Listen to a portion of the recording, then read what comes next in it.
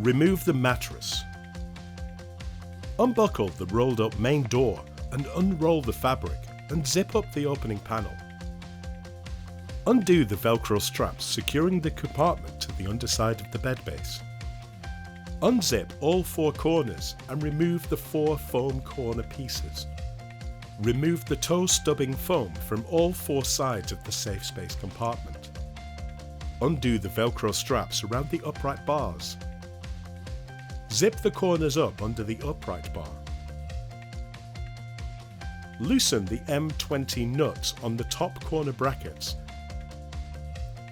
Lift the Safespace compartment off the bed base. Remove the bed foam from the bed base. Remove the bolts, washers and nuts securing the upright bars to the horizontal bars. Remove 2 of the uprights and gently place the Safespace on the floor, repeating on the other side. Using a drill and spanner, remove the bolts, washers and nuts from the top corner brackets. Slide the 8 horizontal bars out of the pole pockets. Turn the Safespace fabric over so the floor faces upward.